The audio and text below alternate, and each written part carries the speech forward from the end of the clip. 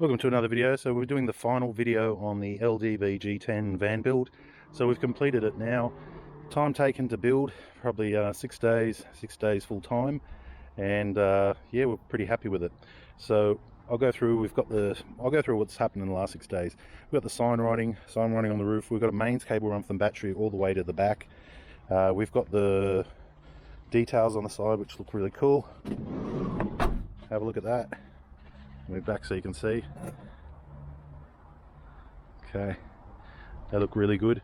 I'll take you over the driver's seat first of all. So it's an automatic diesel, so it makes it really good through traffic. We've gone with the large fridge there, so that armrest is actually a fridge, and you've got the armrests that come with. Car seat covers, carpets are in, GPS, sat tracking. We also have the just the GPS navigation and dash cam, so everything's pretty much just standard, nice cabin or brand new. But it's getting all these parts which makes a difference. First aid kit, cargo barrier we were able to get from a wrecker, so it only cost us $250. We reutilized this this thing here. This is probably about $500 worth, and we bolted it in.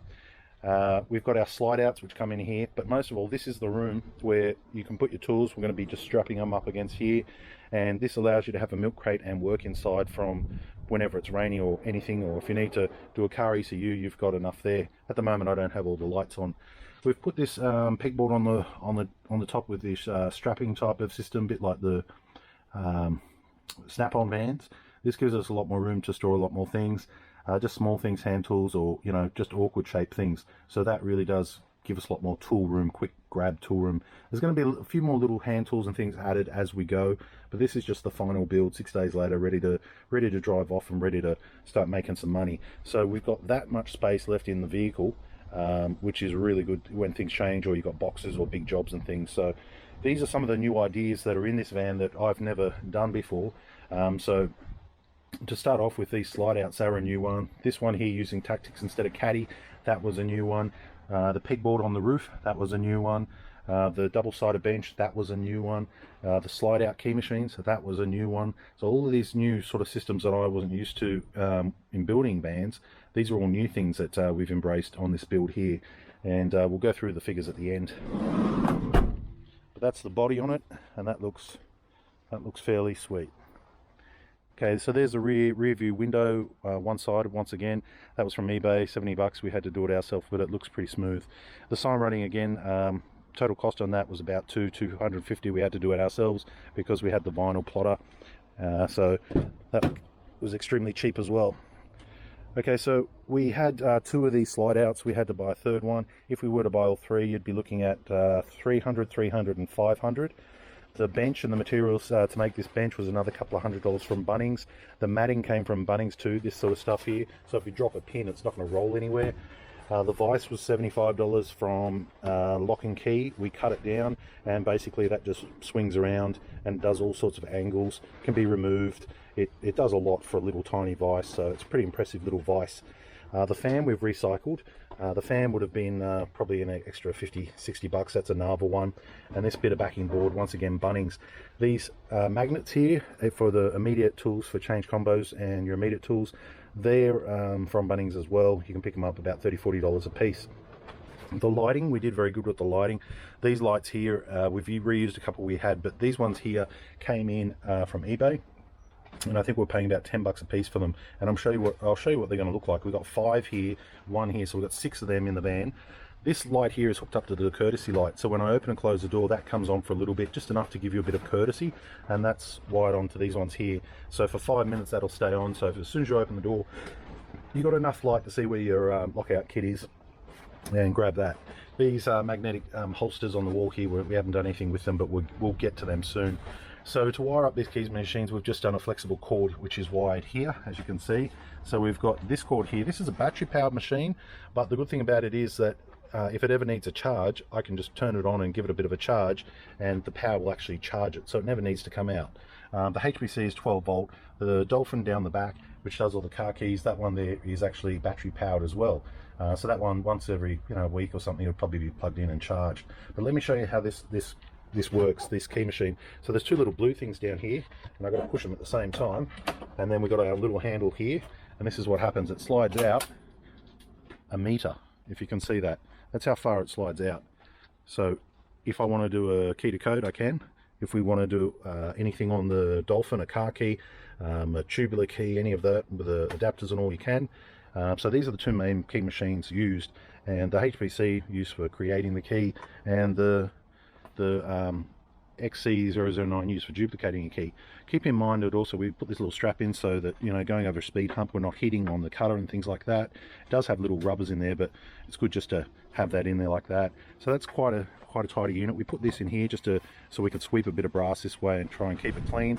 And that comes out, look how far that comes out. That's a fridge slide. So again, that was reused, but if we had to buy that, that's got to be at least 200 bucks. The bench was an extra 60-70 bucks for that.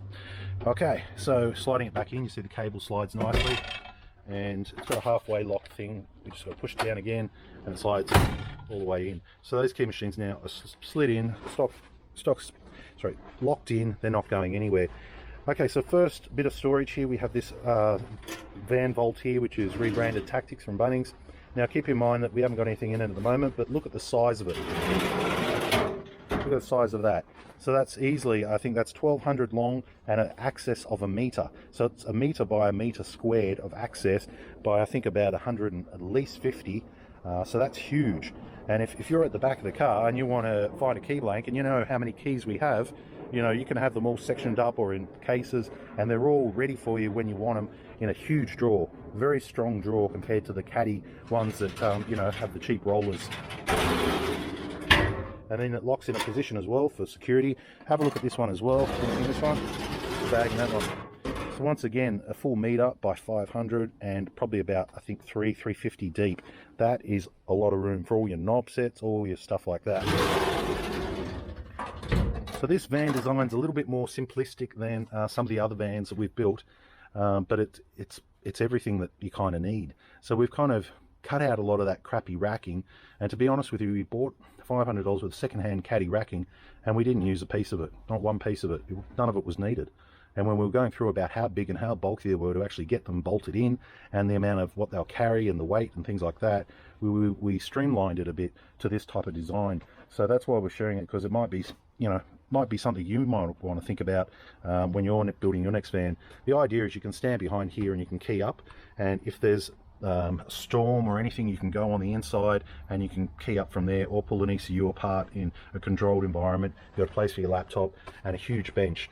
So this is it's got to be about 900 by about 500, and on the other side, once again, that's a lot of bench room. It's a lot of bench room. The little fan we put in just because it gets hot, you know. All right, electrics. This is pretty cool. So this is the box I came up with and I designed. It's just a $30 box from Bunnings, put in on an L bracket. All the lights and switches we paid for, you know, so you're talking about $5 a piece. These ones are about 30 bucks. The main switch was about 40, 50 bucks. Then you put it all together. I use a laser engraver and I've engraved them all. And to turn it on and off, it's a simple bang, you hit it and it turns on. You've got your voltmeter, you've got your USB, you've got your 12 volt power supply there as well. And everything's inside there is fused, and everything as well is on a switch. Let's put that rubber grommet back on. So at the moment we've got the bench lights on, which is that light, and then you move down here to the roof light, door light, the fan, 12 volt, which is here, USB, which is here, HPC over there, and then the XC009. So HPC and XC009, they're those two here. So the orange matches the orange, and the orange also matches, well, the HPC. So we're doing orange for the key machines, we're doing red for all the lighting, and we're doing blue for all the power. So I'll just turn the fan off, and basically this is your main, so you just flick that, everything goes off. Now I just want to show you the lights as well. This is what it looks like when it's lit up inside, and there is light at the moment, so you can see there's plenty of light. There's plenty of light here. There's plenty of light. We've even added more lights on the door. You see those ones?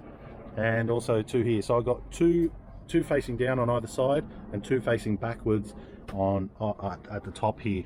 I put this one-way stuff on with tint behind it, and it makes a difference when the sun is coming through. It absolutely makes a difference. And then on top of that, I put on this window guard, so that if the rear window ever gets smashed or we reverse into something and break the glass, we've got ourselves a little bit of time before we have to, you know, immediately get the window replaced. So that's the new van for 2021. Very impressed with it.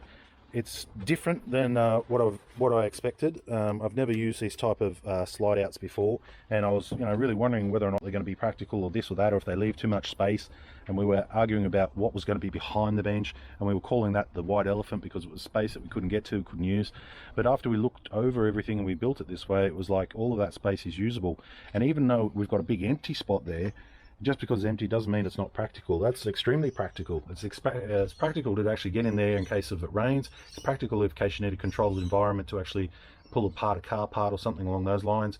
Or if it's windy, there's so many times when it's either too windy, too sunny, too anything, too rainy, and it's hard to do things. So, it's a different setup. And also leaving this little bit here, we left this bit here so we can kind of reach through and access things or pass things back if you're running an apprentice on the road as well. So if you're out there with an apprentice, you work both sides of the bench. And the slide outs, yeah, very impressive on them. Leave your comments what you think if you use them. Leave your comments what you think about the layout of the van, and I'll give you the once over all the way around. I'm just going to do the main shut off. Okay, and this is what it looks like with the new stickers we just put on today. They're very impressive. These are remotes, and they stand out with the white and the reflective. They really stand out. Look very nice. Okay, so I'll just go. Also license number. Got to have license number. So all up, this was an unexpected build, but this whole vehicle we got it on the 4th. It's now the what do we do? 15, 16, 15? Yeah, we're about 15. Took a few days to get all the parts and stuff like that, and we pretty much took about 6 days, 9 to 5 to put it together. So for 6 days and all that work, I think we've done pretty well. Grand budget on this, I would be saying the van cost $31,000 drive away, not including the key machines, just the benches, the fit out, and everything apart from the key machines. I think this van probably 31 probably owes us about, what do you say, 4,000 on the fit out? Yeah, $4,000 and 6 days worth of work, which is quite fair for what it is. A lot of the time it'll cost you a lot more. Caddy, you'd be looking about 5,000, 1 month wait. The custom stuff that we did, like the slide out and all, they wouldn't entertain that whatsoever. They'd only sort of show you bits, and you'd have to then squeeze it into what you wanted, and then you pay your money. If it comes back right, it comes back right. So this way we got to do it our way and do everything we want, make it work, rather than Caddy telling us, oh, that won't fit, or you can't have that. But I still think for the money, 35,000 drive away on the road, brand new vehicle, no Ks, automatic, fully set up, is definitely a pretty good deal. Definitely a good deal. We were looking at another vehicle that was set up and all the rest, 200,000 on the clock, Hyundai iLoad, and that was 10 years old, 200,000 on the clock. They wanted 22,000. So when you add up what the difference is, you're better off just getting a new one compared to doing that.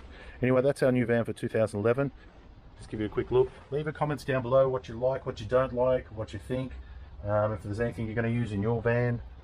And yeah, thanks for watching.